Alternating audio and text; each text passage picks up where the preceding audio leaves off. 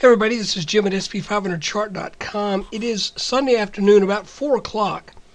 Sometimes I wait till after we've seen some activity in the Sunday evening futures, but I'm not going to worry about that. The chart is the chart. So let's take a look at what happened last week and also what happened last Friday. Before we do it, I need to remind you as always that the website and the video are for educational purposes only, and nothing stated at the site or in the video is intended to be used as investment advice. I can draw lines on charts, but you have to draw your own conclusions from your own research and make investment decisions that are suitable for your personal financial situation. I'm not a licensed financial professional, I'm just a guy that draws lines on charts. So hey, let's take a look. First, just a quick overview, really, mostly what's transpired in 2013. We don't quite go all the way back to January 2nd, which was the first trading day, but what I just want to show you is that, well, what the heck? Yeah, let's go back. Some of my smaller lines shift around and move on this chart. I'm going to move this one right here because it is important that we see this line in relation to the rest of the market. Bear with me just a second here.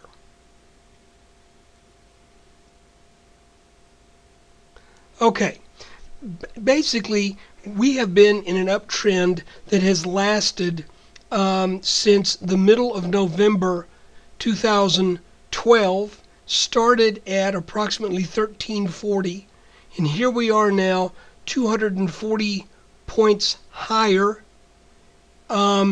without any real significant corrective move, or call it a counter trend along the way. We just haven't seen it. The biggest move down that we've seen was what recently took place when we went from a high of 1597 down to 1540, so a 50-something point drop. But when you look at the size of that drop, that is only about 3%.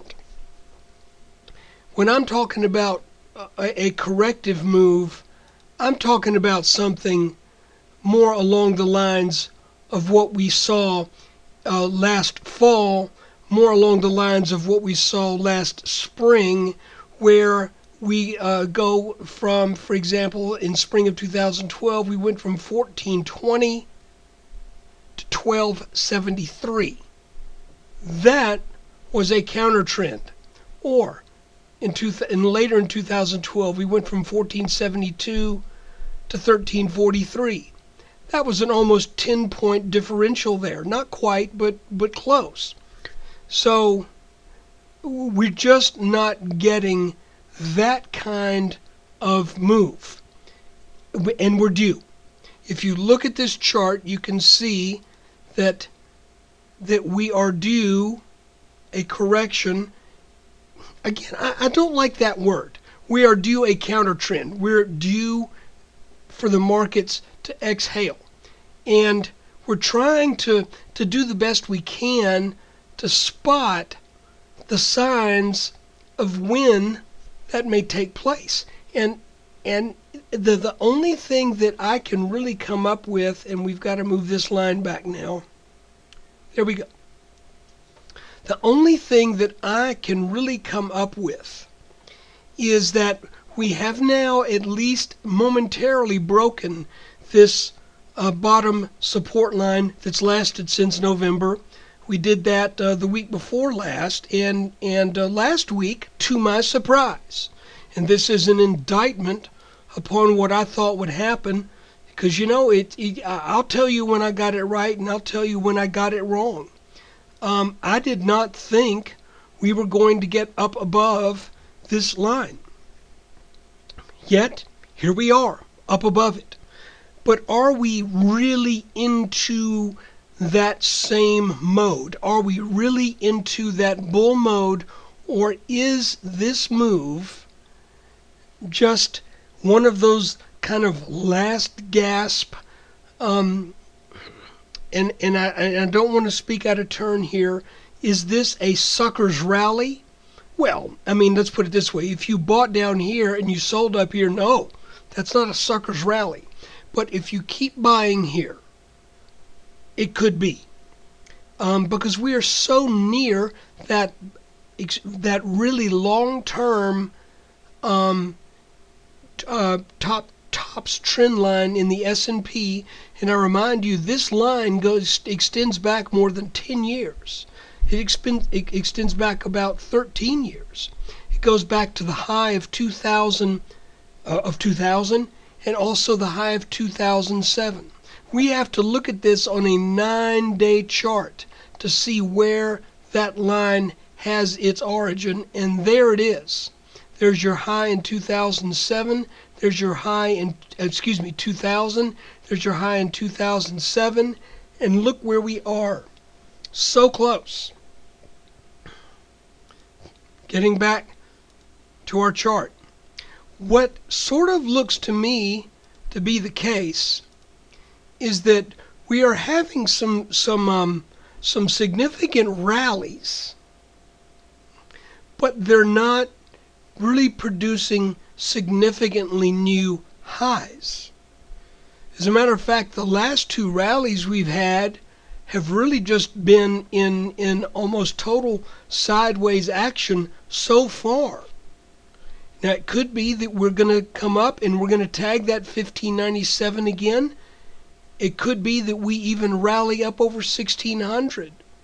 But my gut feeling is that we're setting up a topping pattern that will be utilizing this 1540 line as its trigger as to when it has topped. Because if this line breaks, then we are going to go. 80% probability we're going to go to 1488. Now that starts to look like a decent sell-off. And if we break 1488, then we got a significant distance to go.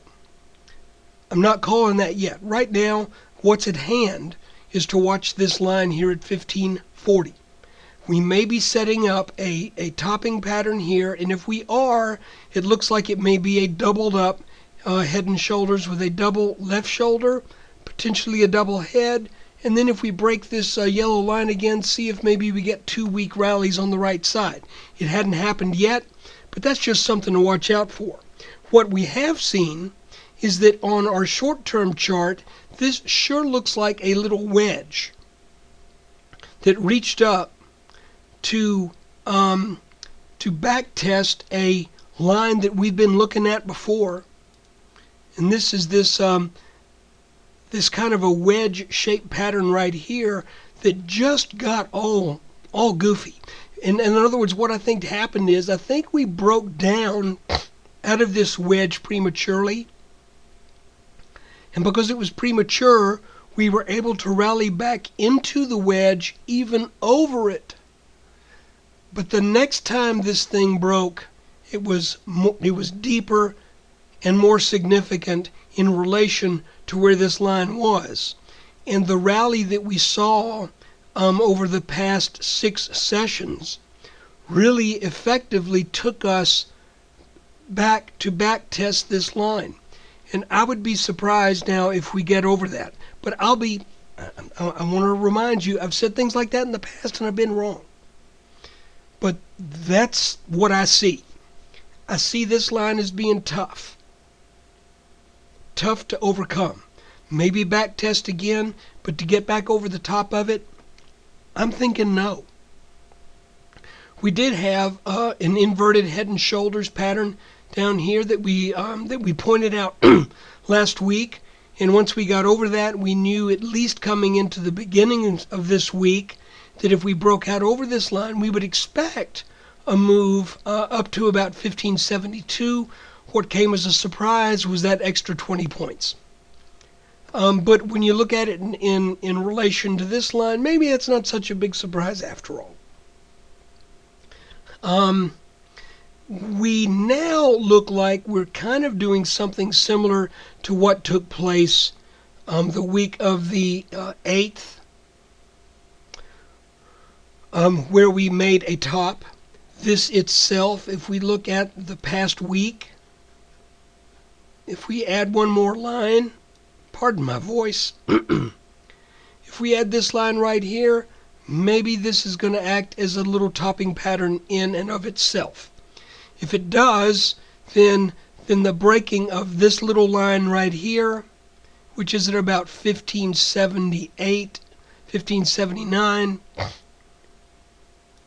if that line breaks, then that will set up a move down to test this rising yellow line again.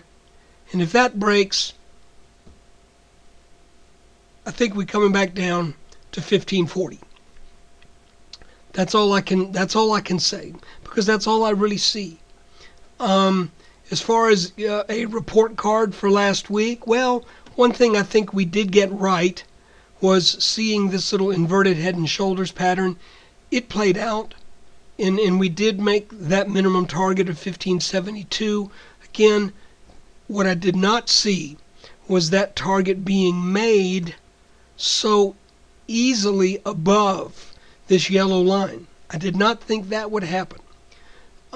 We have seen this before, and the last time I recall having seen this kind of action where support lines get broken and then they get crossed into again, what's ended up being the case is that the whole pattern, when we look at it in retrospect had the emphasis on the wrong syllable. When we look at it in retrospect, we saw that we've actually made some rounding patterns, and these rounding tops may have elements that we see of more traditional linear things taking place, but the rounding tops don't necessarily obey the straight lines, if you know what I mean. So in other words, we make a top, then we come down, break this line, but then the next top, the short-term top, gets over this line, but then it comes down a little deeper. So when you start to look at it after it's developed for a while,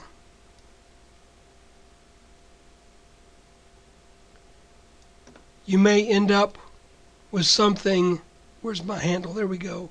You may end up with something that actually follows a rounding shape as opposed to those neat and nice straight trend lines. Let's see going into this week if we get more of this kind of rounding action. But really, guys, going forward, this yellow line is important again.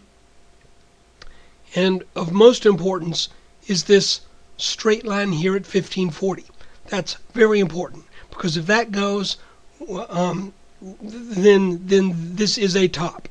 And if this is a top, then we can't really say for sure right now if this is a little top up here that takes us to 1488, or if this might be even part of a larger top where this is a neckline that would take us down under 1400. Anything could happen at this point. So, just stick with it. If we start taking out some of these support lines and you have profits in stocks or in index funds that or ETFs that really mirror the S&P and the other indexes, then I think a word to the wise would be don't be around and let this 1540 get taken out in a plummeting move. I would exercise caution up here, and if you got profits, and again, if they're in things that move in sync with the markets, I'm reticent to tell you what to do, but it may not be a bad idea to lock in some of those, if not all, of those profits, because where we are in proximity to this top line up here is critical.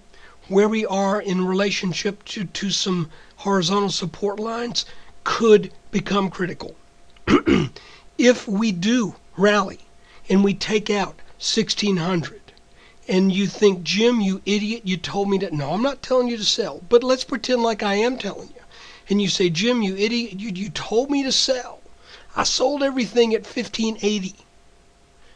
And then we rally on up and we get to 1640. You know something, guys? The market will pull back. There will be another buying opportunity. And oftentimes, if you do see a move over a line like that, and you think, doggone it, I missed that big move, be patient. The markets always move. They move up, they move down. And I know some people right now who are just totally in cash. I'm mostly cash, and I'm content with that. So I think that does it for our weekly review. Again, like I said, we were expecting an up week based upon the potential of that little head and shoulders pattern, but I wasn't expecting us to get up to 1582. Actually, higher than that. What was our high of the week? 1591 and change. I wasn't expecting that. So let's see if there's any more steam left in this market, or let's see if we're making a little top here that starts to send us back down to 1540. That would be my guess, but we got to see it in the chart before we know for sure. And if we do get down to 1540, that line needs to be watched very carefully. Hey guys, thanks again for watching. Thank you if you're a subscriber. If you're not, come over to sp500chart.com and just take a look at what the program is. I'll give you a hint. It is affordable. Very affordable. So come on by and think about it. Take care.